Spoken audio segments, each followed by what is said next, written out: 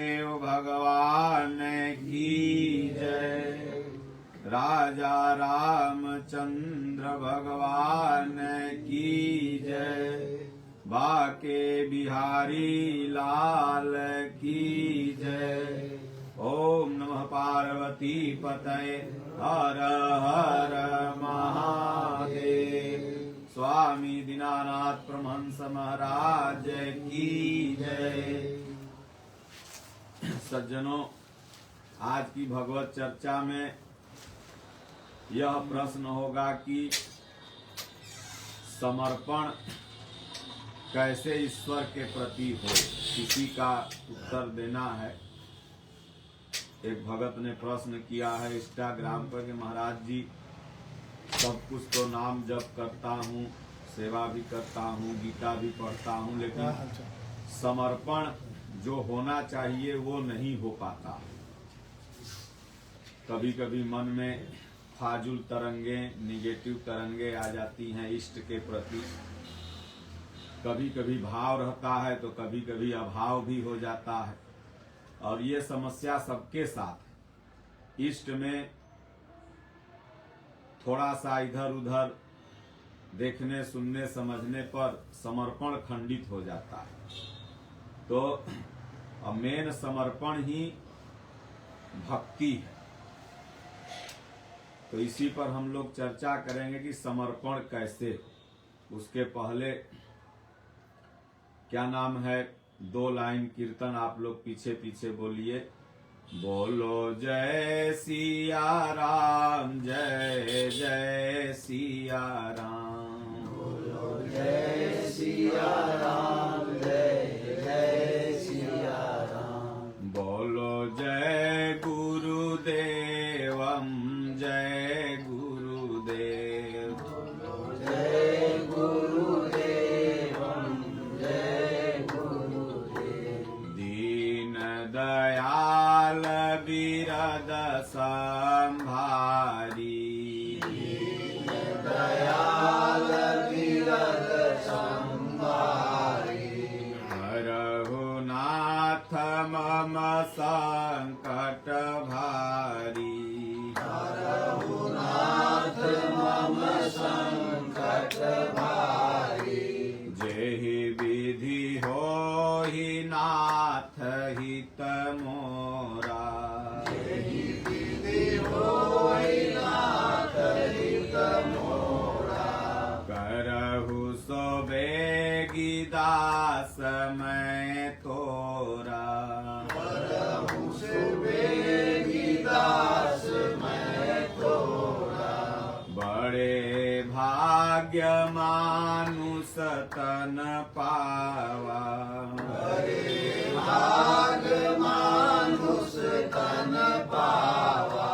सुर दुर्लभ सब ग्रंथ ही गावा। सुर दुर्लभ सब ग्रंथ ही गावा। बोलिए श्री सद्गुरुदेव भगवान की जय। समर्पण। समर्पण शब्द का पहले अर्थ हम समझें तो सम धन अर्पण बराबर समर्पण।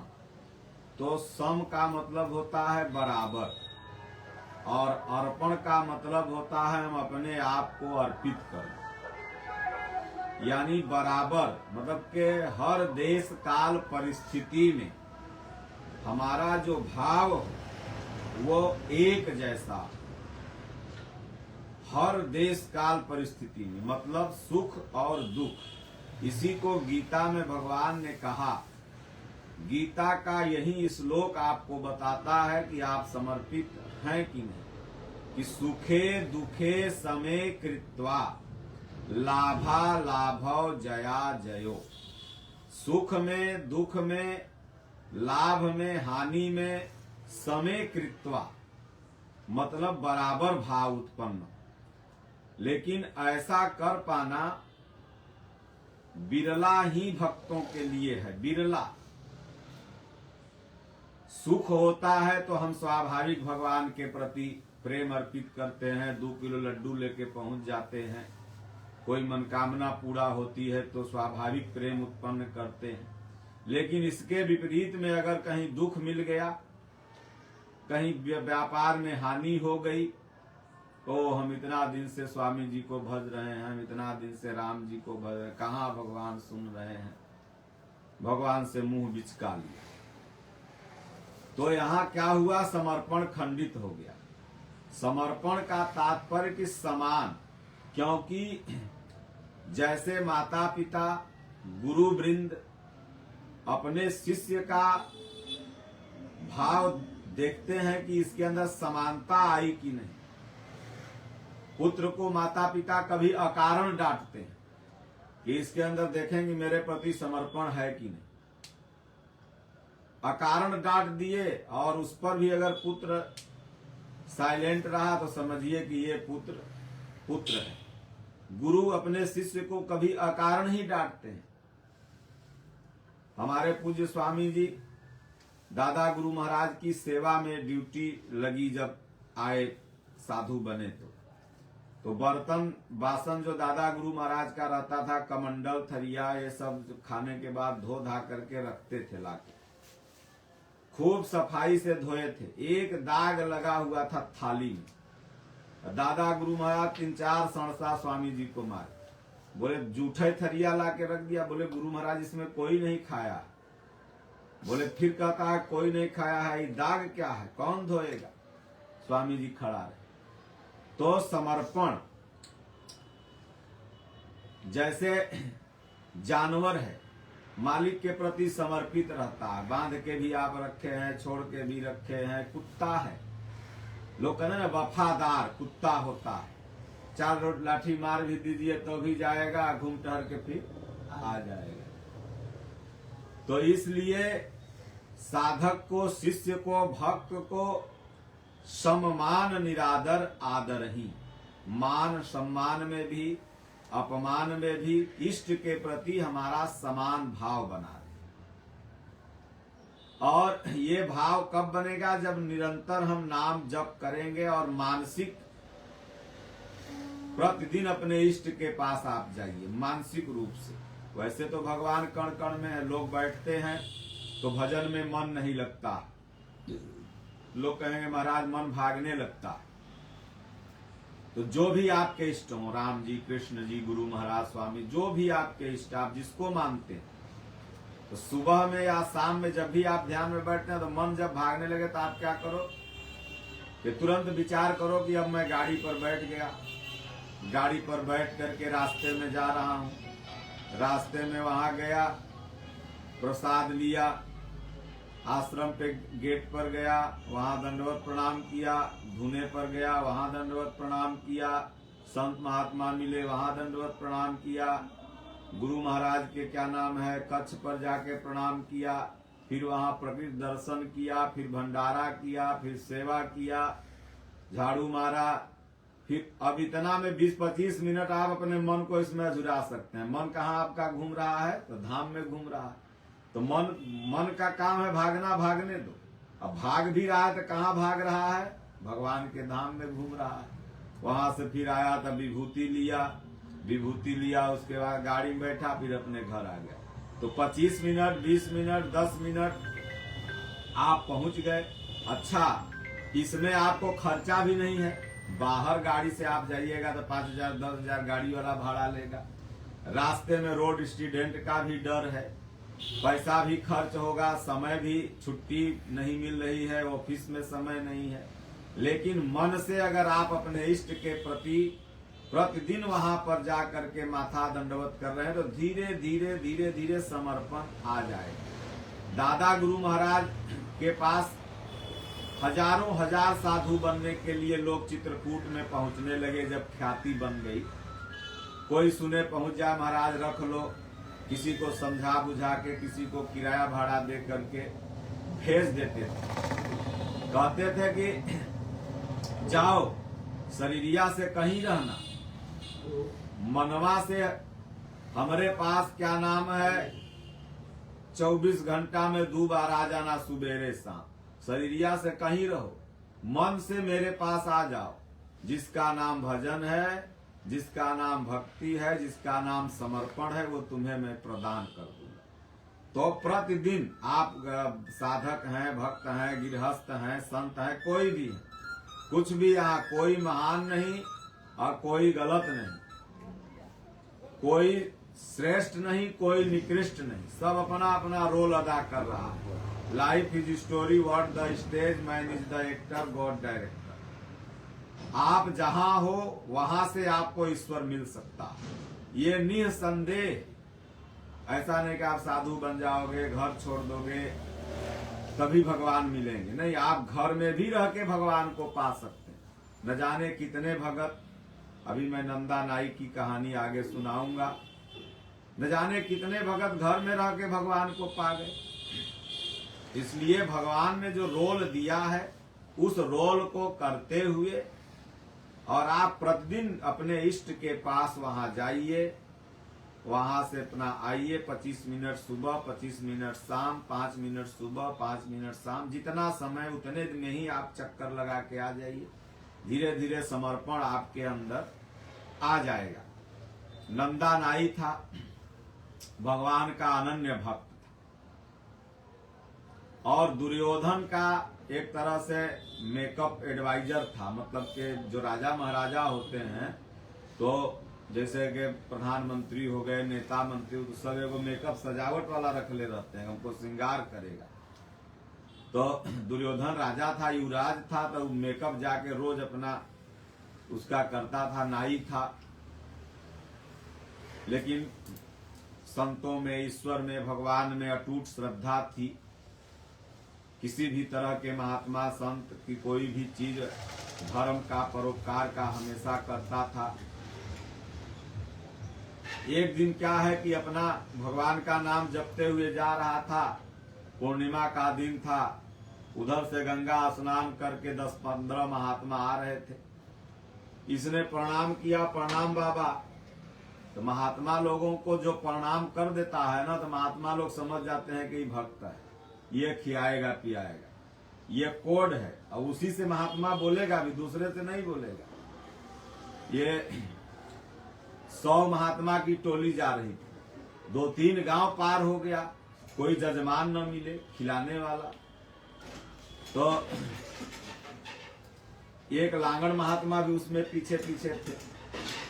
तो जब 99 महात्मा आगे चले गए, तो लांगड़ महात्मा पीछे पीछे। तो एगो भगत सोचा कि एक लांगड़ महात्मा ये है, अभी 100 महात्मा को तो हम खिला नहीं पाएंगे, उतना क्षमता तो है नहीं घर में, लेकिन ये लांगड़ महात्मा एगो, तो इसको खिला देते हैं। तो कहा प्रणाम बाबा। तो लांगड़ महात्मा सब महात्मा के चिल्ला दिया, दौड़ो दौड़ो, लौट आओ लौट आओ, एक जजमान मिला, एक भगत मिला। अब 100 महात्मा आगे जो आटा बाटा उसका था, भूस का खा गया। तो प्रणाम कोड है, जो प्रणाम कर दिया महात्मा उसको जरूर कुछ न कुछ कहेंगे, जान जाएंगे कि भगत है। तो प्रणाम किया, तब महात्मा लोग समझ के कहते भोजन कराया। तो सोचा बड़ी विडंबना है, जा रहे हैं दुर्योधन का क्या नाम है, मेकअप करने लेट हो जाएगा, इधर महात्मा कह दिए कि भोजन करा। अब सोचा चलो 10-20 मिनट में करा देते हैं। तो महात्मा के बड़ा विध व्यवहार होता, अब लगा कराने, तन्मय होके सेवा करने लगा। वो भी भुला गया कि हमको जाना है दुर्योधन की सेवा कर। खाना बना पकाया, ठंडी का दिन था, इतने में 3 बज गया। महात्मा लोग का विदाई करते करते सोचा कि दुर्योधन नाराज होता है तो प्राण दंड से ज्यादा तो आज तक बहुत खुश हुआ, तो क्या नाम है मार तार के छोड़ दिया। बहुत दुख हुआ तो प्राण दंड, मृत्यु दंड तो उसका मुंह पर था कि इसको फांसी दे दो। भाई कहने वाला को क्या, जिसको फांसी पड़ेगा उसको ना दर्द है, कहने वाला तो मुंह से कह दिया फांसी दे दो। चलो अच्छा, अब तो संतों की राह में ही प्राण जाएंगे, कोई बात नहीं, मृत्यु स्वीकार है। चल गया अपना। जब गेट पर ही पहुंचा तो उधर से छुट्टी हो चुकी थी, रात दरबार बंद हो चुका था, सब मंत्री वंत्री सब निकल रहे थे बाहर। नंदा नाई को जब देखा तो करे नंदा नाई अभी तो तुम अंदर था, अभी कहा इधर से आ रहे हो, कुछ भुला गए क्या लेने के लिए? औजार अपना सरौता का नाम है ब्लेड वलेड, कुछ मेकअप का सामान अस्तुरा भुला गए क्या? अभी तो तुम अंदर थे। सोचा कि ये लोग कमेंट कर रहा तो हम आए नहीं, तो गुस्साया होगा, ये लोग ऐसे व्यंग कस रहा है। अंदर गया तो और 2-4 उधर से आ रहे थे, यही बात कुछ भुला गए क्या। और तब तक पीछे पीछे दुर्योधन VIP गेट से निकला, उधर से दुर्योधन भी देख गया। बोले अरे नंदा, अरे तुम फिर आ रहे हो वापस, अभी तो गए हो। आज तो तुमने वो सेवा किया कि जो मतलब के इन 12 वर्षों में नहीं कभी किया। आज तुम्हारे हाथ में जादू था, दबाता था तो लगता था कि करंट आ रहा। तब दुर्योधन जब बोला तो समझ गया कि दुर्योधन ऐसे ही बोल रहा है। लगता है कि मेरे प्राण की रक्षा के लिए कन्हैया को, भगवान को लाके इस नीच का चरण दबाना पड़ा। तो उसने कहा आज तो मैं आया ही नहीं था। बोले नहीं नहीं, तुम तो आए थे, अभी गए हो। देखो चलो हमारे श्रृंगार कक्ष में सब दिखा दिया, सामान भी रखा हुआ है। तब वो समझ गया। बोले अच्छा देखो, आज तुम्हारी सेवा से मैं खुश हूं, कुछ तो मांग लो। बोला कि देखो आप दोगे ना? बोले हाँ, जो मांग लोगे मैं दूंगा। तब कहा कि ये मेरा इस्तीफा मंजूर कर लो, और कुछ नहीं चाहिए। मेरे चलते मने मन सोचा कि तेरे नीच का चरण भगवान को दबाना पड़ा मेरे प्राणों की रक्षा के लिए, इसलिए अब ऐसा दिन दोबारा न आवे, इसलिए इस्तीफा मंजूर कर लो। और उसी दिन से नंदा नाई समर्पित भाव से भजन करने लगा। तो कभी कभी चमत्कार जब साधक देखता है तो भी समर्पण बढ़ जाता है भगवान के प्रति। ऐसा कभी कभी अदृश्य शक्ति महसूस होती है कि नहीं, वाह, समर्पण तो करना पड़ेगा। हमारे दादा गुरु महाराज रोज हर कीर्तन करते थे, पूरा गांव घोटते थे। एक दिन भजन में बैठे रह गए, उस दिन गए ही नहीं। और उस दिन पूरे गांव में हरे राम की ध्वनि सुनाई पड़ी। सुबह हुआ 6 बजा तो सब टोला टोला से लोग आते थे, सब आने लगे। बोले परमहंस जी आज किस रास्ते से आप चले गए? आवाज तो आ रही थी, आप दिखाई नहीं दे रहे। हर टोला का कोई एक आदमी आवे यही बात बोले कि आप दिखाई नहीं दे रहे थे, और हरे राम हरे कृष्ण की आवाज आ रही थी। तो दादा गुरु महाराज समझ गए कि हमारे नियम की रक्षा के लिए भगवान को रूप बदल। पहले गांव में नियम रहता था, घरमुनिया हर गांव में झोल लेके लोग प्रभात फेरी करता था, राम राम जपता था। आजकल आदमी इतना सेल्फिश होते जा रहा है कि हमको तो लगता है कि भारत में अगर 120 करोड़ लोग रहते हैं तो उसमें 20 करोड़ लोग सूर्योदय देख पाते होंगे। सही कहते हैं। 100 करोड़ लोगों के नसीब में नहीं है सूर्योदय देखने का। सूर्योदय के बाद ही लोग सो उठता है। तो बीमारी और डॉक्टर के हाथ फेरा लगाने पड़ेगा।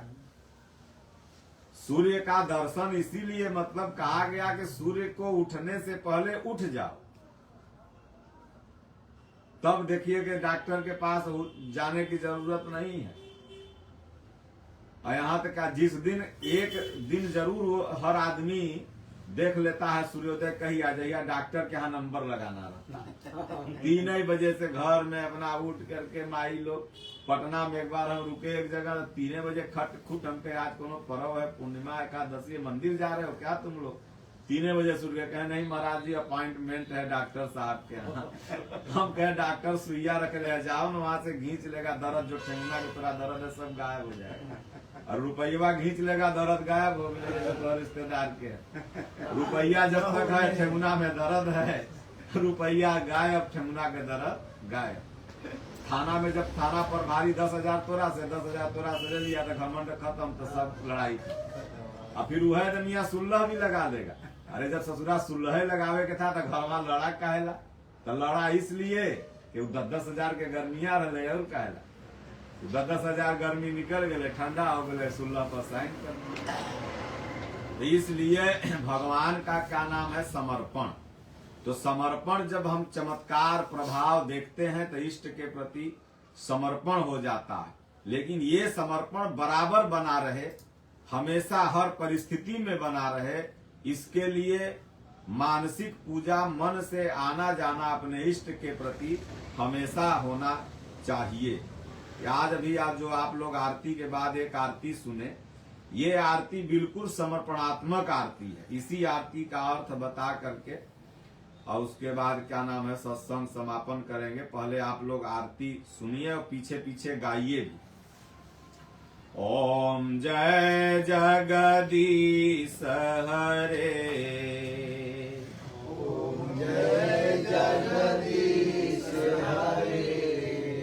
ओम जय जगदीश हरे।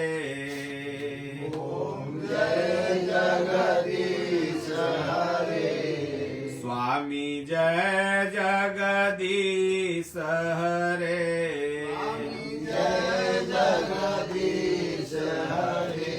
इस आरती का अगर आप अर्थ समझ लेंगे तो समर्पण बराबर बरकरार बना रहे, क्योंकि हमें यह आरती सबसे अच्छी लगती है। बड़ी समर्पण है इस आरती में। समर्पण माने जो लिखा है बड़ा दीनहीन भावना बना करके, और हर भक्त को ये आरती प्रतिदिन करना चाहिए। ओम जय जगदीश हरे। ओम जय जगदीश हरे। स्वामी जय जगदीश हरे। स्वामी जय जगदीश हरे। भक्त जनों के संकट,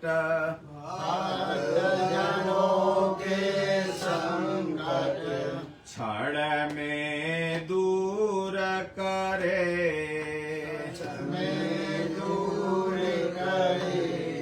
ओम जय जगदीश हरे। ओम जय जगदीश हरे। जो ध्यावे फल पावे।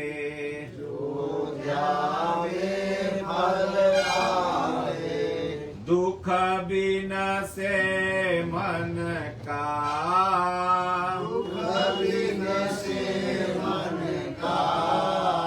स्वामी दुख बिन से मन का।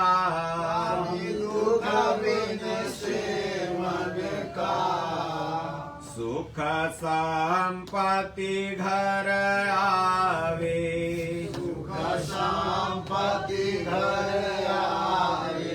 कष्ट मिटे तन का।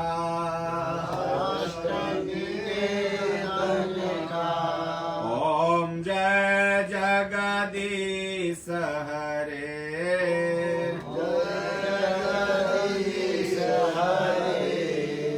माता पिता तुम मेरे।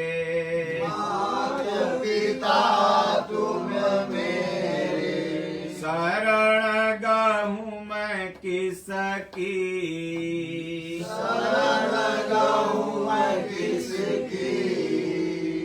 तुम बिन और न दूजा।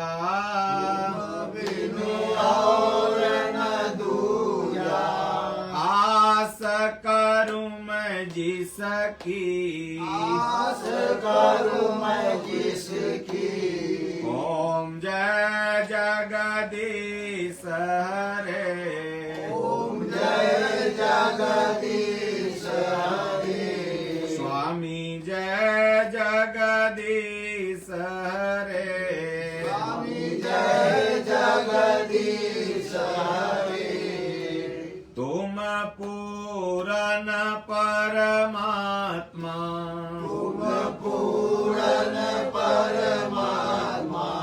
तुम अंतरयामी।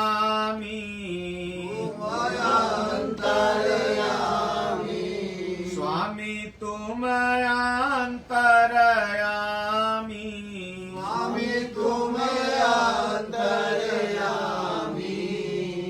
पार ब्रह्म परमेश्वर।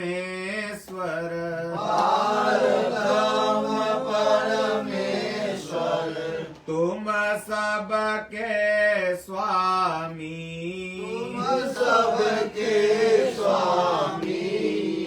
ओम जय जगदीश हरे। ओम जय जगदीश हरे। स्वामी जय जगदीश हरे। स्वामी जय जगदीश हरे।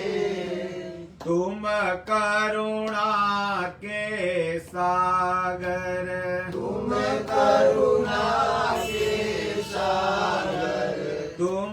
पालन करता,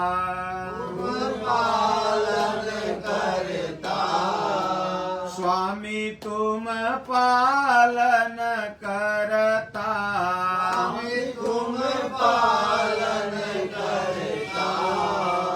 मैं बालक अज्ञानी,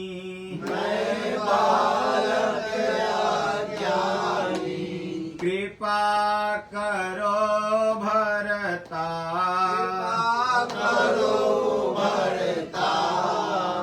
ओम जय जगदीश हरे,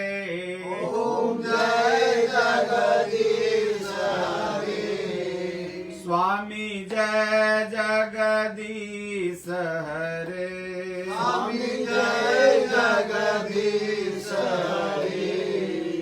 तुम हो एक अगोचर,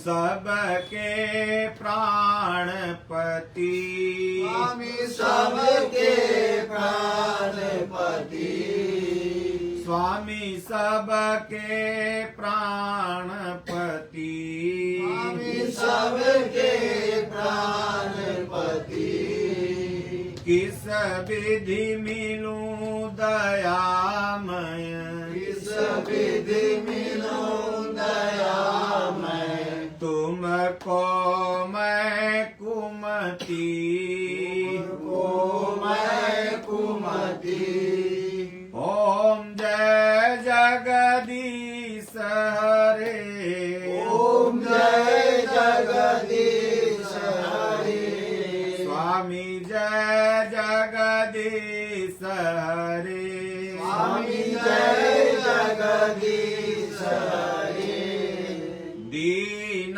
बंधु दुख हरता, दीन बंधु दुख हरता, दीन बंधु दुख हरता, दीन बंधु दुख हरता, तुम रक्षक मेरे, रक्षक मेरे, स्वामी तुम रक्षक मेरे, स्वामी तुम रक्षक मेरे, अपने हाथ उठाओ, अपने हाथ उठाओ, अपनी कृपा बरसाओ, अपनी कृपा बरसाओ, द्वार प्रणाम तेरे,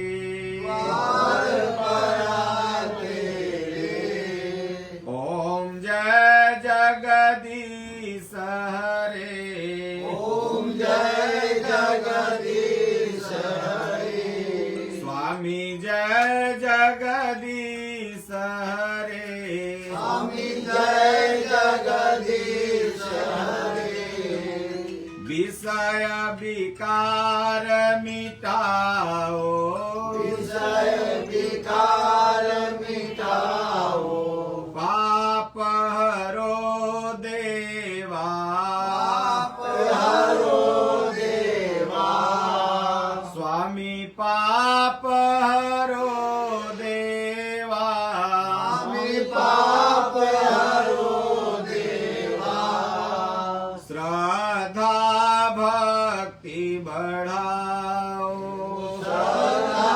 भक्ति बढ़ाओ, संतन की सेवा, संतन की सेवा, ओम जय जगदीश हरे, ओम जय जगदीश हरे, स्वामी जय जगदीश हरे, स्वामी जय जगदीश हरे, तन मन धन सब कुछ है तेरा, तन मन धन सब कुछ है तेरा, स्वामी तन तन मन धन सब कुछ है तेरा। स्वामी तन मन धन सब कुछ है तेरा। तेरा तुझको अर्पण, तेरा तुझको अर्पण।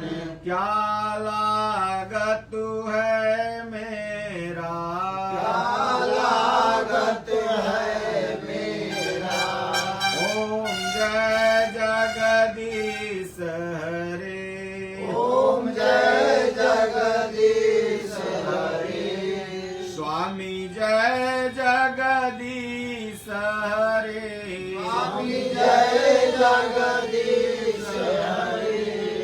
भक्त जनों के संकट, भक्त जनों के संकट क्षण में दूर करे, क्षण में दूर करे। बोलिए श्री सद्गुरुदेव भगवान की जय। ओम ओम जय जगदीश हरे। ओम जय जगदीश। ओम ओम ही जगदीश है इस संसार में। भगवान का नाम क्या है, भगवान का स्वरूप क्या है, तो ओम कहा गया कि ओम शब्द नहीं है, ओम आकृति नहीं है, ओम कोई रूप नहीं है, बल्कि ओम परमात्मा का परिचायक नाम है। भगवान का नाम है ओम। कल एक मूर्ख कह रहा था कि ओम जपने से क्या नाम है ब्रह्मलोक मिलता है। हाँ, क्या ना, ओम जपने से परम गति मिलता है। सृष्टि का आकार भी ओम जैसा। ओम परमात्मा का सीधे परिचायक नाम है। तो इसलिए ओम जय जगदीश हरे। इस सृष्टि का जगदीश का जगदीश, जगदीश माने क्या होता है, जग माने संसार, और दीश माने ये क्या नाम है जो इसका मालिक हो, ये 10 दिशाओं का। जैसे कि 10 दिशा माना गया ना, 4 तो हो गया पूरब पश्चिम उत्तर दक्षिण, फिर 4 कोना और फिर एक ऊपर एक नीचे। तो इन जो 10 दिशाओं का मालिक है वही क्या है, जगदीश है। और वो कौन है, वो ओम है। उसका नाम ही ओम है। जैसे आपका नाम पवन, इनका अनिल, इनका कुछ, इनका कुछ, तो उसी तरह इस सृष्टि का जो मालिक है उसका नाम क्या है, ओम है। और सुबह शाम अगर हम ओम ओम या राम राम, ओम कहिए राम कहिए, बात एक ही। क्योंकि राम के पहले भी राम थे।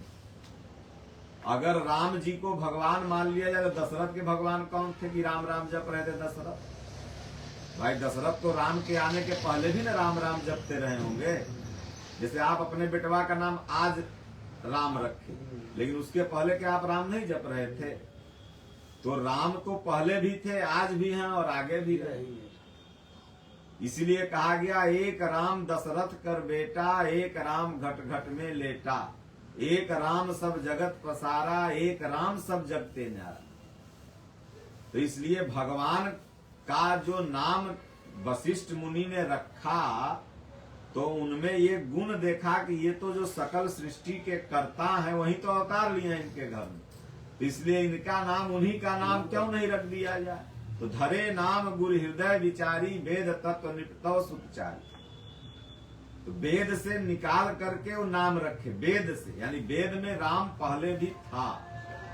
तो इसलिए राम या ओम अगर आप ये जपते हैं तो ये परमात्मा का नाम है। तो ओम जय जगदीश हरे और स्वामी जय जगदीश हरे। तो स्वामी माने जैसे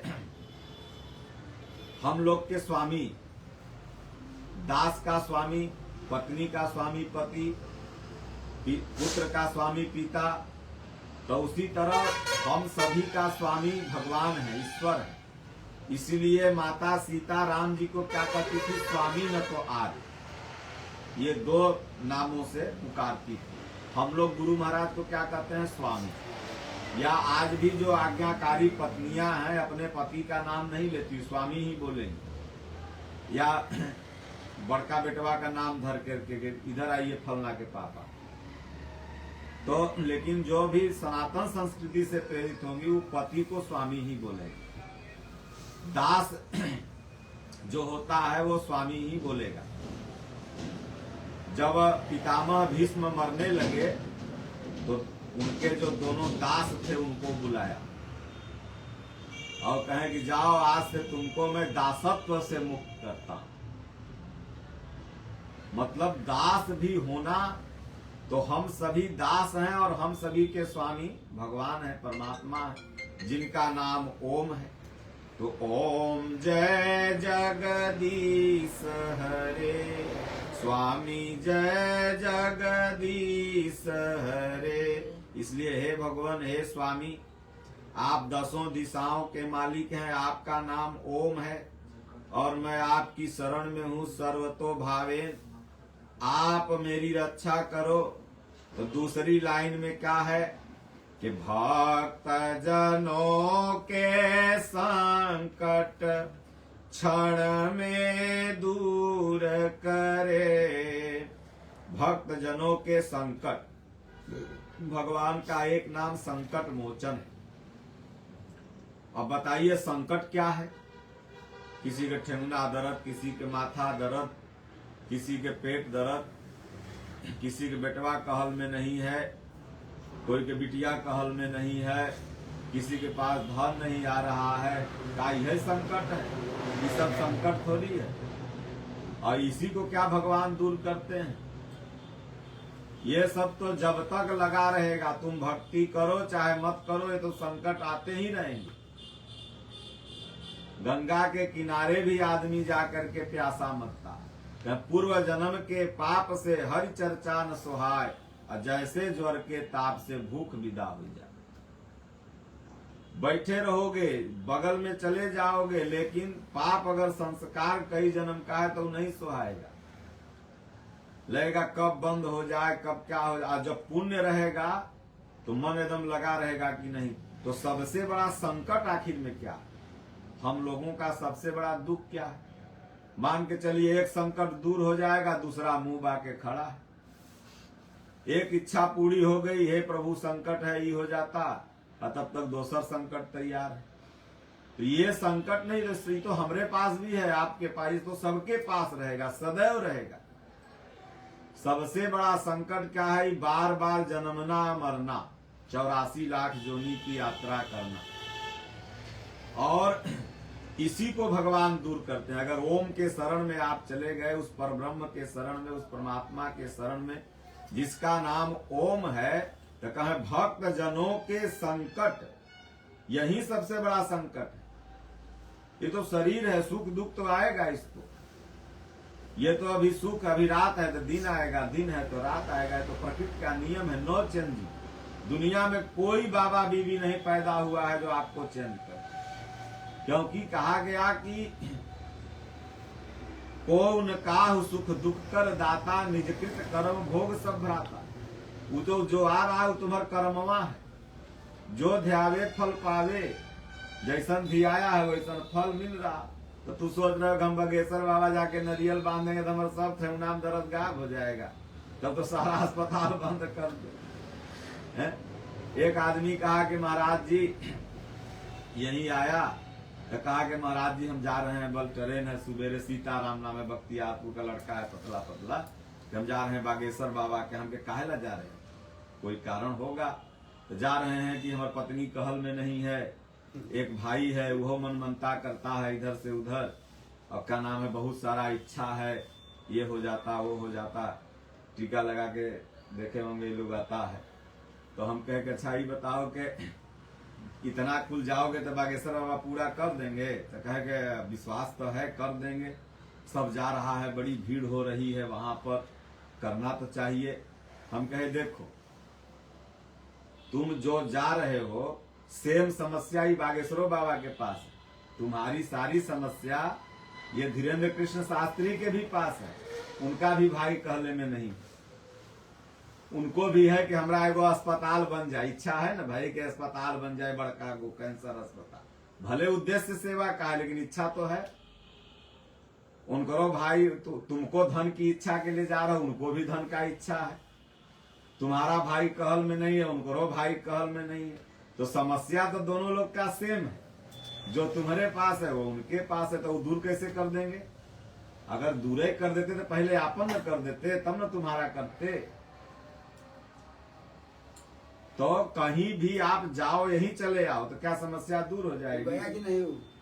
फिर नहीं गया, कहा कि आप सही है कह रहे हैं, जो समस्या मेरे पास वो समस्या उनके पास। हम कहे गीता पढ़, ओम के जाप कर, बस समस्या का निदान यही है, और बाकी कोई समस्या का निदान नहीं। किसी के पास नहीं है कि वो आपका दुख ले ले। सिंपल सा, आपको अभी सर दर्द करने लगे, इतने आदमी बैठे हैं, और आप कहिए कि तनी पवन जी हमारे सर के दर्द वाले लदे लेंगे, भाई तो है, तो नहीं लेंगे। इसी का भाई एगो क्या नाम है, हरदेव है, तो हरदत्त बीमार था, जब मर रहा था तो आया हमसे कहे बाबा अब भैया नहीं बचेंगे। हम कहे ऐसा करो, हम फोन पे, मजाक में फोन पे के तरह ट्रांसफर कर देते हैं तुम्हारे में से 5 साल उसके में, बोलो अब हमें भभूत देते हैं और ले जाके लगा दो, 5 साल तुम्हारी आयु तुम्हारे भाई में चल जाएगा। हाँ, हमारा भी बेटी भी आएगा, हम अपना 5 साल कहला तो आप जब छोटा सा चीज आप नहीं ले पा रहे, किसी का सुख दुख कैसे लीजिएगा? तो इसलिए कहते हैं कि संकट क्या है, तो संकट यही है कि जन्म मृत्यु से छूट जाना। बार बार कभी कौआ में गए, कभी कुकुर में गए, कभी गधा में गए, कभी आदमी बने, फिर नहीं भजन करेंगे तो फिर उसी में जाएंगे, क्योंकि ये भाड़े के क्वार्टर को क्यों तू संभाले, तुझे तेरा मालिक यहाँ से निकाले। ये तो भाड़े का क्वार्टर है, किसी का 60 साल के लिए लीज एग्रीमेंट है, किसी का 100 साल के लिए, किसी का 40 साल के लिए, किसी का 10 साल के लिए, क्योंकि संस्कारों पर आधारित शरीर है, जिसका जब संस्कार पूरा हो गया, न आपका दोस्त आपके साथ आया था, न आपका दोस्त आपके साथ जाएगा, कहीं अकेले आया है और अकेले जाएगा। इसलिए कहते हैं कि हे प्रभु मैं आपकी शरण में हूँ, भक्त जनों के संकट क्षण में दूर करे। आप चाहोगे तो क्षण में आवागमन से मुक्ति दे दोगे, और जब आप भगवान की शरण में चले जाओगे तो ये प्रकृति से मिलने वाला दुख भी कम होते जाएगा, धीरे धीरे महसूस नहीं होगा, मिलेगा तो लेकिन महसूस नहीं होगा, कट जाएगा, ज्ञान रह जाएगा ना।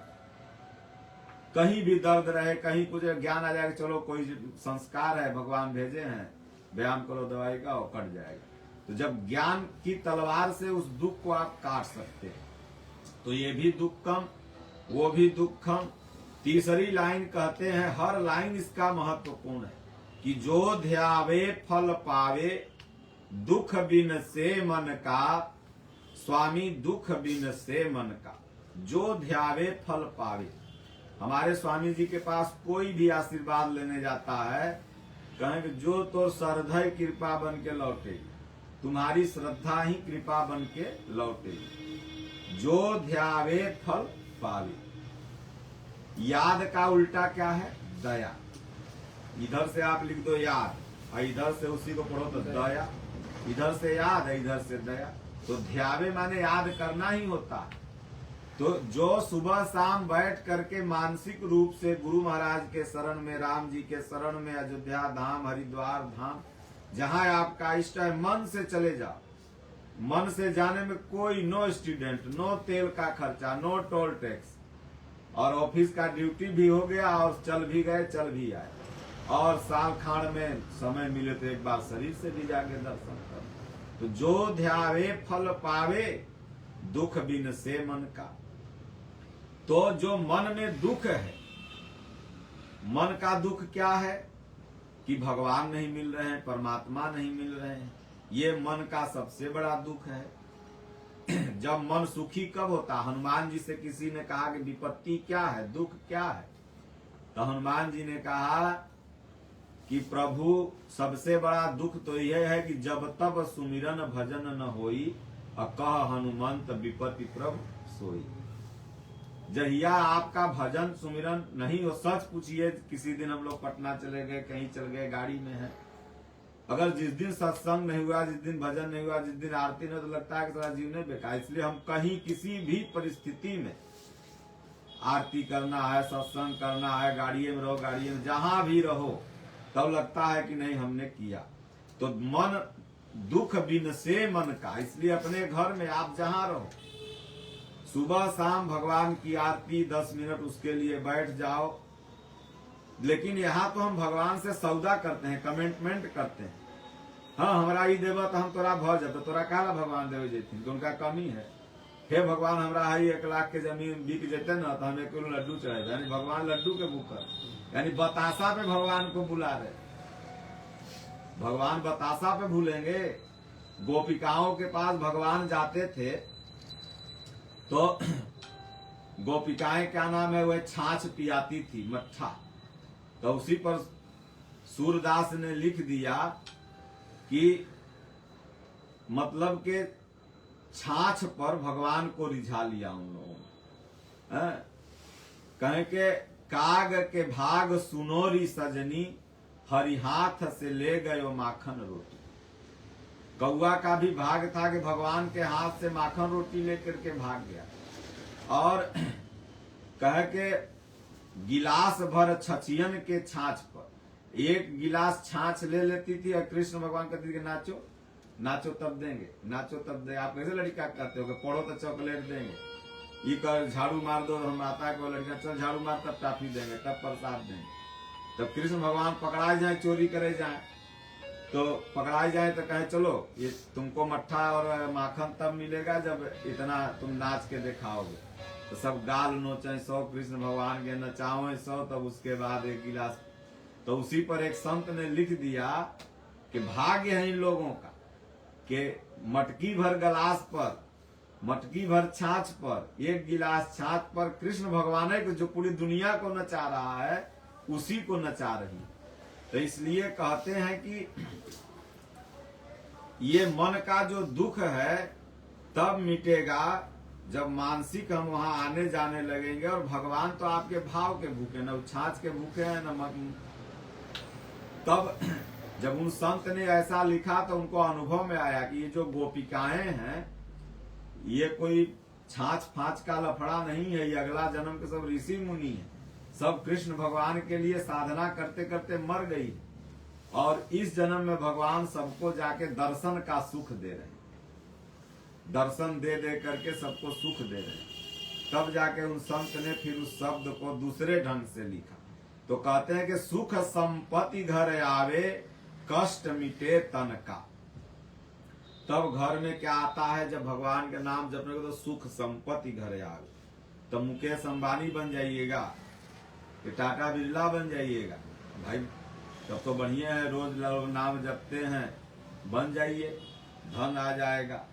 अरे भैया, ये रुपया पैसा से किसके घर में सुख संपत्ति आया बता दो। कोई भी एक आदमी मुकेश अंबानी से हम पूछ लेगा, सामने मिले, भाई सुख संपत्ति आपके पास आ गई है? सुख एसी का नाम है कि झूला का, कुर्सी का नाम है कि सोफा का? सुख इसी का नाम है, तो वस्तुएं हैं। जगरे पास सोफा है ओकरा ढकही में माई सब परेशान रहती है, जब कोई रिश्तेदार आया तो चदरा हटा देगी, ना तो ढकत ढकत सकता है, चूहा से बचाओ, देखरा से बचाओ। जगरे पास कुर्सी है, मस्त है, कुर्सियों वाला परेशान है कि सोफा आ जाए। जरा एसी है वो बिले देत देत परेशान, पता लगा कि गर्मी है, रात में रिचार्ज खत्म हो गया, मोबाइल में बैलेंस ही नहीं, अब भर रात पंखा झेलत रहो। तो सुख संपत्ति घर आवे, कष्ट मिटे तन का। तो हम लोग का एक घर तो ये बाहरी है जिसमें हम सभी रहते हैं, लेकिन एक घर यह है। अब इस घर में सुख संपत्ति कब आएगी? जब ओम ओम जपोगे, तब ये आत्मिक सुख मिलने लगेगा। यहाँ पर अभी सब दुखी है, सबके पास सब कुछ है, लेकिन सब दुखी है। लेकिन सुख कब हो जाएगा? जब नाम जप करके देखो ना, लगेगा कि मैं सुखी हूं, मुझसे ज्यादा सुखी कोई धरती पर नहीं। अभी सबको लगता है कि बाबा हमर दुखवा ज्यादा है, हमर दुख। हमके गांव में जाके पूछ के आओ कौन सुखी है, काको पूछ के बता दोगे हम सुखी है।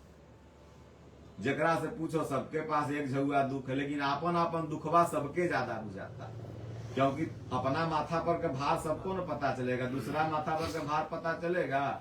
50 किलो तोरा लाद दे, 20 किलो तोरा लाद दे, 40 किलो तोरा लाद दे, तो सब कहेगा कि हमर भरवा ज्यादा है बाबा, हमरा दुखवा ज्यादा। और कहे साधु के दुख दूना, आपका सारा दुख है और मेरा दुख दोनों दूना हो गया। भाई आपका खा रहे हैं तो क्या नाम है, अब आप वाला दुखवा तो हमको भोगना पड़ेगा ना।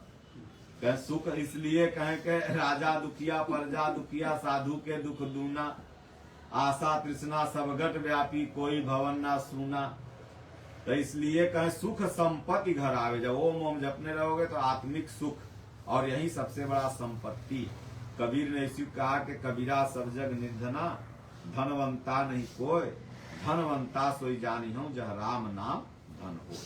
तो सुबह शाम जब नाम जपने लगे तो सुख भी मिलने लगा और पुण्य की पूंजी भी इकट्ठा हो गई, यही संपत्ति है। और ये संपत्ति क्या करेगी, कष्ट मिटे तन का। तो एक तन में तो ये दुख शरीर बाहरी तन दिख रहा, लेकिन इसी में दो तन और है। ये तो स्थूल लैंड प्रॉपर्टी जो दिख रही है, लेकिन इसके अंदर दो शरीर है। एक शरीर से आप यहाँ बैठे हो और एक सूक्ष्म शरीर का गुवाहाटी घूम रही है, एक तो घूम रही होगी गांव, तो सूक्ष्म शरीर हो गया। और एक इस दोनों को क्रिएट कर रहा है वो कारण। ये तीन शरीर है। और जब आप नाम जप करने लगो, भगवान में श्रद्धा रखने लगो, तो तीनों शरीर का दुख नष्ट होता है। बाहरी भी दुख कम आएंगे, संस्कार कट जाएंगे, और आंतरिक दुख जो जन्म मरण के हैं ये भी कट जाएंगे। तो कष्ट मिटे तन का। मात पिता तुम मेरे, शरण गहूं मैं किसकी। भगवान प्रकृति रूप में माता है, बीज रूप में पिता है। आजकल तो लड़का तबे तक मम्मी पापा बोलेगा जब तक ओकरा 20,000 सैलरी अकाउंट में नहीं आने लगा। अब 20,000 मम्मी पापा बड़ा प्यार से बोलते हैं, जब तक कमाते न का तोरा से ले महीना महीना ना। और जैसे कमाना चालू हो गया, बुढ़वा बुढ़िया, चुप बुढ़वा चुप बुढ़िया, मम्मी पापा खत्म। अब तू सोच लो, कान तरसी मम्मी पापा सुनेला। यह पूछा सिपाही जी की, कहला मम्मी पापा चुप रहो, ज्यादा मत बोलना है, अब हम अपना हो गए हैं बालिक। तो असिला माता पिता कौन है, भगवान। कहे मात पिता तुम मेरे, शरण गहूं मैं किसकी। इसलिए भगवान किसकी शरण में जाऊं, आपके सिवाय तो कहीं ठिकाना है ही नहीं।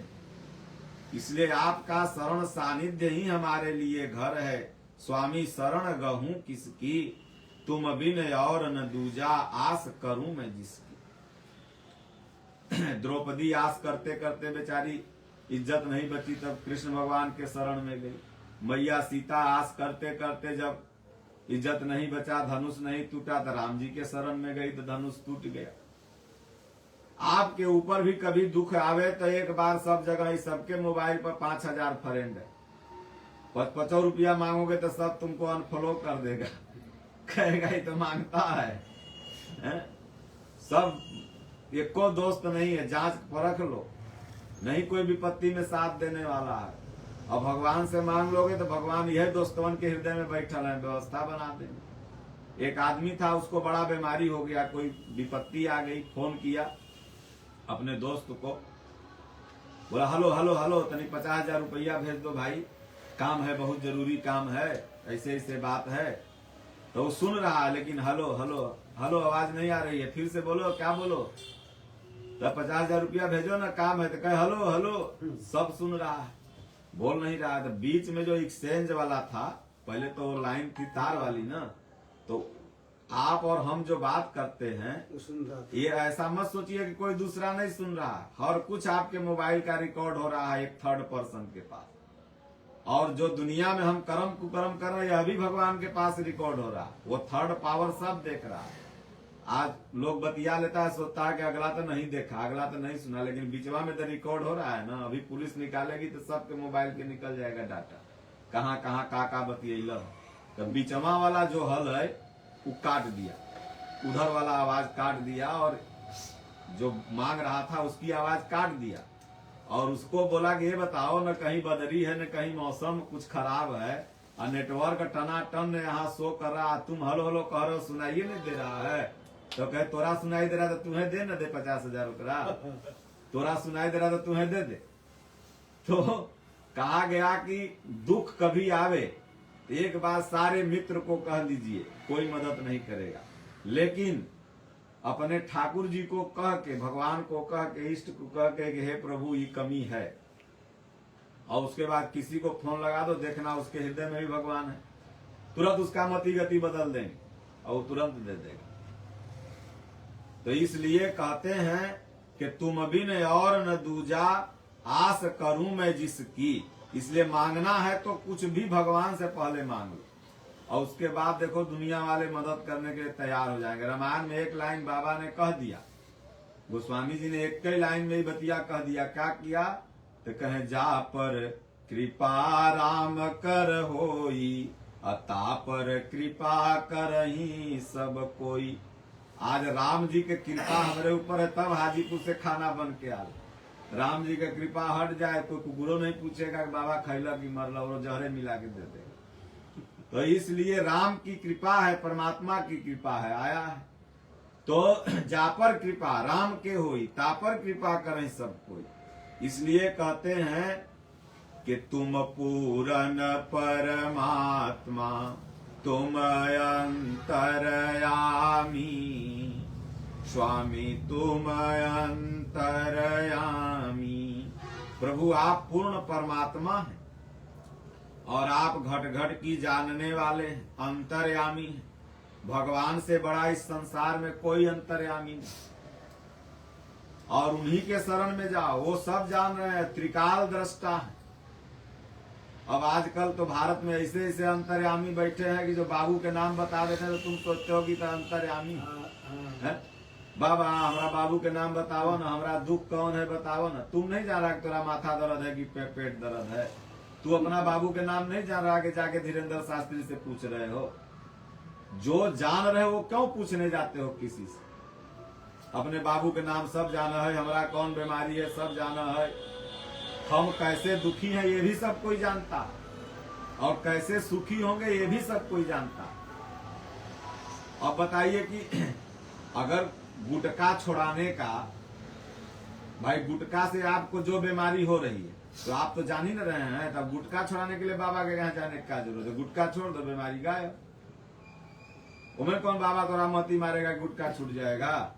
है? दारू पी रहे हो तो नहीं जान रहे हो कि दारू से पीने से कितना बीमारी होता है, छोड़ दो, बीमारी गायब। दारू छोड़ दो, तो तुम जान भी रहे हो और छोड़ भी सकते हो, तो इसमें थर्ड पावर का क्या है, एम्पायर के क्या जरूरत है? तो इसलिए कहते हैं कि भगवान अंतर्यामी है, बस उनके सिवाय इस सृष्टि पर कोई अंतर्यामी नहीं है जो आपके घट की बता दे। आज तक कोई मशीन वैज्ञानिक नहीं बना पाए कि जो आपको देखते ही ये बता दे कि आपके सर में दर्द है। आप डॉक्टर के पास भी जाते हो तो बताना पड़ता है कि सर में दर्द है, मशीन को भी बताना पड़ेगा कि सर में दर्द है, तब जाके वो दवाई देगा। कोई भी मशीन बताइए ना कि आपको जांच के बता देगा कि ये खून इतना कम है, ये ऐसे है, वो ऐसे, लेकिन ये नहीं बताएगा अभी पेट में दर्द हो रहा है, कभी सर में दर्द हो रहा है। तो इसलिए प्रभु अंतर्यामी है, और इसलिए हे प्रभु आपसे क्या छिपा है, आपसे क्या छिपाऊं? पार ब्रह्म परमेश्वर तुम सबके स्वामी। भगवान आप पार ब्रह्म हैं, आप ही परमेश्वर हैं, और आप ही सबके स्वामी हैं। इसलिए ओम जय जगदीश हरे, स्वामी जय जगदीश हरे। इसलिए आपकी शरण में मैं हूं प्रभु, लेकिन आप अगोचर हो। तुम हो एक अगोचर सबके प्राणपति। देखिए गोचर माने होता है जो आंख से दिख जाए, गो माने इंद्रिय, चर माने मतलब देखना, इस इंद्रियों से जो समझ में आ जाए। जैसे कि अभी कुछ आप खाए तो समझ में आ गया कि नहीं ये कड़वा है कि मीठा है, कान से समझ में आ गया कि कड़वी बात है कि मधुर बात है, आंख से समझ में आ गया कि नहीं ये ऐसा दिख रहा। लेकिन भगवान जो है अगोचर है, वो इंद्रियों से परे है, वो समझने योग्य चीज है ही नहीं। और अगर आप समझ भी लोगे तो दूसरे को बता नहीं सकते कि ऐसे है। कह कबीर गूंगे की शक्कर खाए सो पै जाने, वही जान पाएगा जो इसे खाएगा। इसलिए कहते हैं तुम हो एक अगोचर और सबके प्राण प्रति। सबके पास रह रहे हो लेकिन दिख नहीं रहे हो, सबके घट में हो लेकिन दिख नहीं रहे हो, अगोचर हो। भगवान कृष्ण अर्जुन के पासे खड़ा थे लेकिन अर्जुन नहीं देख पा रहा था। जब भगवान ने दिव्य दृष्टि दिया तब अर्जुन ने देखा। तो भगवान आप अगोचर हो और सबके प्राण प्रति हो लेकिन दिख नहीं रहे हो। इसलिए हे भगवान विधि बताओ आप किस विधि से दिखोगे, किस विधि से मिलोगे। है तो हृदय में लेकिन आप दिख नहीं रहे हो, मेरे प्राण प्रति हो लेकिन दिख नहीं रहे हो। तो किस विधि मिलूं दयामय तुमको मैं कुमति। हे प्रभु किस विधि से आपसे मिलूं जो आप दिखने लगो। तो जैसे अर्जुन को भगवान ने दिखाई दिया, विधि क्या थी? गीता 18वां अध्याय 700 श्लोक अर्जुन ने सुना समझा और भगवान ने अपना विराट रूप दिखा दिया। रामायण में गुरु महाराज की महिमा गाते हुए गोस्वामी तुलसीदास जी लिखते हैं कि जे गुरु पदयम्बुज अनुरागी ते लोकहूँ वेदहूँ बड़ भागी पापी हूँ जाकर नाम सुमिरी है सुमिरी सुमिरी भव सागर तरी है। और कहते हैं कि श्री गुरु पद नख मणिगण ज्योति सुमिरत दिव्य दृष्टि ही होती और उघर ही विमल विलोचन ही के अमिट ही दोष दुख भव रजनी के। तो जब गुरु पद चरण में आस्था हो जाएगी, जब कृष्ण भगवान में आस्था हो गई अर्जुन की, तब जो अगोचर था वो दिखाई देने लगा। जिसको आंख से नहीं देख पा रहा था वो दिखाई देने लगा, और जब दिखाई देने लगा तो अर्जुन कांपने लगा। हनुमान जी को नहीं दिखाई दे रहे थे भगवान। हनुमान जी पूछ रहे थे आप कौन हैं, आप कौन हैं? कि तुम तीन देव मह को नर नारायण की तुम दो कि तुम अखिल भुवन पति लीन मनुज अवतार निज इच्छा निरमित तन माया गुण गोपार। आप कौन हैं? भगवान कहे भैया हम कौनो नहीं, हम तो बस कौशले दशरथ के जाए हम पितु बचन मानि बन आए यहाँ हरि निशिचर बय देहि विप्र फिरहूँ हम खोजत तेहि। आजकल कोई डीएम से जाके पूछ दीजिए सर आप कौन है, तो पता नहीं है, हम यहाँ के डीएम है, तुरंत गड़बड़ा जाएगा। है? मुख्यमंत्री से पूछ कौन है, तो इसको जेल भेजोता है, सीएम को अपने नहीं पहचान रहा। स्वयं ठाकुर जी से हनुमान जी करे आप कौन है, और ठाकुर जी कहना भैया न मैं ब्रह्मा हूं, न विष्णु हूं, न महेश हूं, न मैं तीनों लोक का स्वामी है। जो रहता है वो बिल्कुल निगेटिव रहता है, जीरो हो जाता, उसके अंदर कोई अहंकार नहीं। कहे भाई मैं कुछ नहीं, मैं तो बस कौशलेश दशरथ के जाए, कौशल्या और दशरथ का पुत्र हूँ, अब माता पिता के आदेश का पालन कर जंगल में विचर रहा हूँ, हमें मेहरारू के कोनो चोरा लिया है उसी को खोज रहा हूँ।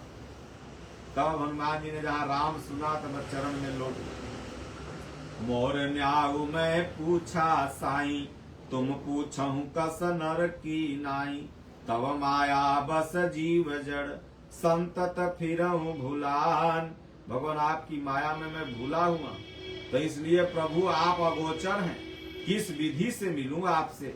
तो गीता रामायण में वो विधि सुरक्षित है, रोज 5 दोहा 5 श्लोक पढ़ो तो भगवान जो अगोचर है, जो इंद्रियों से परे है, जिसको महसूस नहीं कर सकते, वो भी महसूस होने लगेगा, वो भी दिखने लगेगा, वो भी ब्रह्म कौशल्या के गोद में खेलने लगेगा। भय प्रकट कृपाला दीन दयाला कौशल्या हितकारी, वो तुम्हारे हृदय में प्रकट हो जाएगा, उसका रूप दिखने लगेगा। अभी तो आंख मूंदते हो तो अंधकार दिखता है, लेकिन जब आंख मुनोगे तो उस प्रभु का हृदय में रूप चरण आने लगेगा। ध्यान मूलम गुरु मूर्ति, पूजा मूलम गुरु पदम, मंत्र मूलम गुरु वाक्यम, मोक्ष मूलम गुरु कृपा। इसलिए किस विधु मिलूं दया मैं तुमको मैं कुमति, मेरे हृदय में कुमति है प्रभु। कुमति और सुमति, जब तक कुमति रहेगी तब तक हमें ये सत्संग, ये भजन, ये चिंतन, ये गीता, ये रामायण कुछ भी अच्छा नहीं लगेगा। और जब इसी मन में सुमति आ जाती है तो लगता है कि और महाराज बतावें और हम सुने। इसलिए कहें दीन बंधु दुख हरता तुम रक्षक मेरे, स्वामी तुम रक्षक मेरे। हे प्रभु आप दीन के बंधु हो, जन्म जन्म के दुख हरने वाले हो और आप ही मेरे सबसे बड़े रक्षक हो। इस संसार में किसी को जेड सुरक्षा, किसी को वाई सुरक्षा, किसी को कुछ सुरक्षा, सबको तो रोज सुरक्षा मिल रही है और फिर भी काल चबैले जा रहा, फिर भी काल चबैले जा रहा है। अरे भैया जब काल आ जाएगा तो सारी सुरक्षा व्यवस्था जीरो हो जाएगी। के आस पास जोधा खड़े सब ही बजावत गाल, मंज महल से ले चला ऐसा काल कराल। यहाँ तक कि आजकल तथा कथित साधुओं के सुरक्षा चाहिए। कहें तो हर हनुमान जी रक्षा करेंगे, इनकर रक्षा बॉडीगार्ड कर रहे हैं। तुहार रक्षा हनुमान जी, इनकर रक्षा बॉडीगार्ड। तो तुम्हें तो खुदे हनुमान जी पे भरोसा नहीं। अब चेला सबके कहें तो हनुमान जी पे भरोसा। साधु सांड तो अकेला घूमता है, वो जान रहा है कि हमको कब मरेंगे, कब आएंगे, कब जाएंगे। और जब मरना होगा तो कोई बचा नहीं पाएगा, अब बचना होगा तो साला कोई मार नहीं सकता, क्योंकि मारने वाला भी वही है और बचाने वाला भी वही है। मारने वाला है भगवान, बचाने वाला है भगवान। जब सुनामी लहर 2004 में आया था, 2004 में ना, तो 8 फीट 10 फीट नीचे एक मलबा में लड़का 10 दिन से पड़ल। अब रेस्क्यू ऑपरेशन जब चलने लगा तो उसमें मिल गया और जिंदा था। 10 फीट नीचे कौन ऑक्सीजन जा रहा था। तो उसी पर पेपर में निकला था, उस समय तो मोबाइल ज्यादा नहीं था, पेपर में निकल था कि जाको राखे साइया मार सके न कोई, अब बाल न बाका कर सके जो जग बैरी। तो माँ सुरक्षा लेके घूम रहे हो, और काल आएगा तो जौन गोलियां ले ले बा दूसरे के मारे बिना वह दुख दुगा देगा तोरे। ऐसी घटना भारत में इंदिरा गांधी के साथ हुआ था। तो इसलिए भगवान रक्षक है, प्रभु रक्षक है, दुनिया में बाकी सब भक्षक है। स्वार्थ सिद्ध नहीं हो रहा है तब तक आपका वो रक्षा करेगा। स्वार्थ जहां आपसे पूरा हो गया वहीं आपका वो भक्षक हो जाता। देखते हैं जब तक स्वार्थ है तो माई बाबू, और जब स्वार्थ सिद्ध हो गया तो कहे जाए सिमरिया घाट माई के नहवावे। ठंडी में तू सिमरिया घाट ले जा रहे माई के नहवाने के उपाय लगेल होकरा मारेला कि ठंडी में 4 डुबकी बुढ़िया के लगेबे अपने परान। ऐसे तो गर्दन दाब के मारोगे तो 302 के मुजलिम हो जाओगे। तो कहो हरिद्वार, तो कहो प्रयागराज, तो कहो सिमरिया घाट। ठंडे में तोरा माई के दर नहवावेला है, नहवाने है तो गर्मी में जाके नहवाओ। तो स्वार्थ है तब तक हमर माई हमर बाबू, स्वार्थ खत्म हो गया तो सिमरिया घाट नहवा रहे हैं। तो इसलिए कहते हैं कि प्रभु ही रक्षक है। जहां भगत मेरो पग धरे तहां धरूं मैं हाथ, अपाछा लागा सदा फिरूं कबहु न छाड़ू साथ। जहां भगत भगवान का पैर रख दे वहां भगवान हाथ रख देते हैं। कृष्ण भगवान अर्जुन की रक्षा कर रहे थे, अर्जुन पर कोई विपत्ति नहीं आया। पितामह भीष्म ने प्रतिज्ञा कर लिया कल अर्जुन रहेगा या तो मैं रहूंगा। सब कोई सो गया, अर्जुन भी सो गया, कृष्ण भगवान जग रहे थे। सारा उपाय करके जब अर्जुन के शिविर में पहुंचे तो देखे यहाँ अर्जुन खर्राटा ले रहा। भगवान कृष्ण ने कहा तुम सो रहे हो अर्जुन? तो बोले सोऊं न तो क्या करूं? बोले तो भीष्म की प्रतिज्ञा नहीं सुने थे कि कल तुमको मारने की धमकी दिया है। अब भीष्म जैसा योद्धा अगर जिसको धमकी दे दे वो बचेगा दुनिया में? तुमको टेंशन नहीं है? बोले प्रभु हमको कोई टेंशन नहीं, जिसको टेंशन है वो तो जागिए रहा है, तो हम कहला अपन नींद खराब करें। आपको टेंशन है मेरे प्राणों की रक्षा का, तो आप रात भर जागिए रहे हैं, तो हम कहला अपन नींद खराब करें। तो प्रभु तुम रक्षक मेरे, जिसका भगवान रक्षक हो जाएंगे उसको माया में इतनी शक्ति है कि माया मार देगी। इसलिए कहते हैं कि अपने हाथ बढ़ाओ, अपने हाथ उठाओ, द्वार पड़ा मैं तेरे। इसलिए हे भगवान आपके दरवाजे पर आपके शरण में आया हूं, अपना कृपा हाथ बढ़ाओ। धक्का धनी के खाए के रहो धनी के द्वार, कबहू धनी नवाजी हैं जो दर न छोड़ा जाए। इसलिए द्वार पे भगवान के पड़े रहो, गिड़गिड़ाते रहो, मनाते रहो, जब तक सुनवाई न हो जाए, जब तक हृदय में भजन जागृत न हो जाए, भगवान बुद्ध की 200 जन्म में सुनवाई हुई, दादा गुरु महाराज के 7 जन्म में, तो यहाँ जन्म जन्म मुनि जतन कराही, और यहाँ 2 घंटा अगर वेट कोई करवा दे, आश्रम में गए छत्तीसगढ़, महाराज जी कब मिलेंगे, 4 बजे, और समय नहीं है, और जा रहे हैं तो अबरी आएंगे दर्शन कर ले, 2 घंटा इंतजार करने का समय नहीं। अरे बाप रे, इतनी लंबी लाइन, हम तो नहीं जाएंगे, अगली बार आके भोले बाबा का दर्शन कर लेंगे। नहीं, जन्म जन्म ही द्वार पर माथा रगड़ते रहो। हाँ, कहे के इसलिए विषय विकार मिटाओ, पाप हरो देवा, स्वामी पाप हरो देवा। जन्म जन्म का ये विषय विकार है जो जीव को बार बार जन्म मृत्यु की तरफ ले जाता है। इसलिए हे प्रभु, इस विषय विकार को आप ही मिटा सकते हो। जे राखे रघुबीर ते उबरे कलि काल में, धरे न काहू धीर सबके मन मन सिच हरे। जब कामदेव अपना विस्तार रूप बढ़ाया तो कोई नहीं बचा उस समय। बचा कौन? जिसको रघुवीर ने बचा लिया। तो इसलिए विषय विकार मिटाओ, पाप हरो देवा, आप ही बचा सकते हो, हम में कोई दम नहीं। श्रद्धा भक्ति बढ़ाओ, संतन की सेवा। ये सब संभव कैसे होगा? तो संत महापुरुषों की सेवा से। सिर्फ दाढ़ी का नाम संत नहीं, बेस का नाम संत नहीं। संत एक प्रवृत्ति होती है, संत एक विचार होता है, संत एक वास्तविकता होती है, जो अपने अंदर से सब कुछ का अंत कर लिया, वो संत है। और श्रद्धा भक्ति बढ़ाओ, संतन की सेवा। तो जब संतों की सेवा, ऐसे महापुरुषों की सेवा आप करने लगोगे तो हृदय में धीरे धीरे श्रद्धा भक्ति बढ़ने लगेगी। तन मन धन सब कुछ तेरा स्वामी, सब कुछ तेरा। ये तन मन धन सब कुछ तेरा है, तेरा तुझको अर्पण, क्या लागत है मोर। तो इसलिए ऐसा नहीं कि अपन घर द्वार कुल बाबा के नाम लिख दले जाते, नहीं। तन मन धन तेरा मतलब प्रभु का दिया हुआ है और आपके पास है। और अगर आप में और हमारे में घनिष्ठता है, जैसे 2 मित्र कहीं जाते हैं तो एक मित्र अगर होटल पर चाय पिया तो देने लगता, रखा ना तो रहे तो हमरे ना है, रखा, एगो दे देता। तो मित्रता इसको न कहते हैं। ये नहीं कि आजकल के बाबा जी पंडा जी कुल धन संपत्ति तोरा लिखवा ले, तो एको बार न कहते कि तोर बेटा की खे, तेरही बरही में 5 लाख 10 लाख के सामान लिखा देते। एक बार न कहते जजमानी सूद लेके लेब कि घर बेच के लेब, कि जमीन रेहन पर रखब कि मेहरारू के गहना रेहन पर रखब। ऐसा होता है, लोग गहना भी रख करके बाबू का भोज करते हैं। ये दुखप्रद है। किसी औरत का शोभा है, श्रृंगार, वो बेचारी रखे हुए है पहनने के लिए, और उसको रखवा के तुम पलंग और सोफा दान ले रहे हो। हाँ, अगर उसके पास है तो वो कर रहा है, कोई आपत्ति नहीं। लेकिन एक बार पुजारी को, एक बार संबंधित जजमान को ये तो जान लेना चाहिए ना कि इसकी आर्थिक स्थिति क्या है। ये खून बेच के करेगा कि जमीन बेच के करेगा। तो इसका नाम भक्ति नहीं है, ये तो क्या नाम हो गया? भय। तो इसलिए तन मन धन सब तेरा का मतलब होता है कि प्रभु जो है आपने ही दिया है, आपका है, मैं तो आपका सेवक हूं। लेकिन आज इसीलिए सनातन धर्म में, चाहे अन्य धर्मों में भी, पूजा भय दिखा के लोग कर रहा। भाव बस पूजा नहीं, ये न करवा, हाँ बढ़िया से तेरा ही न किया तो बाबू तेरा दुख न देती।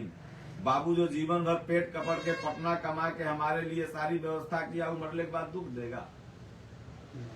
तो इसलिए ये सब गलत चीज है। आपके अंदर अगर है तो आप करो, नहीं है तो जितना में उतने में कर दो, कोई दिक्कत नहीं, ये सही है। तो आगे कहते हैं कि तेरा तुझको अर्पण, क्या लागत है मोरा। भगवान ने आपका है, आपको अर्पण। सेव न हमने बनाया है, न दूध हमने बनाया है, न चावल हमने बनाया, तो सब तो भगवान ने बनाया। जो भी खाद्य पदार्थ है, जो भी भोग्य पदार्थ है, सबके निर्माण करता तो प्रभु है, प्रकृति है। प्रकृति को अर्पण। इसलिए हम लोग देखते हैं सनातन धर्म में नियम है, ये छठ माई की पूजा था तो प्रकृति से जितना रिलेटेड उस समय का वस्तु है, हल्दी से लेकर के गन्ना तक, फल से में जितना फल, सब हम लोग भगवान को चढ़ाते हैं। प्रभु ये तेरा है और तेरे को हम लोग अर्पण कर रहे हैं, और इसके बाद हम लोग भी प्रसाद खाएंगे। तो हर पर्व में देखते हैं सब कुछ चाहते हैं हम लोग, जो भी उस समय का रिलेटेड रहता है। तो तेरा तुझको अर्पण, क्या लागत है मोर। इसलिए खूब भजन भाव करना चाहिए। बोलो गुरुदेव भगवान की जय, राजा रामचंद्र भगवान की जय, बाके बिहारी लाल की जय। हरिओम शांति शांति शांति।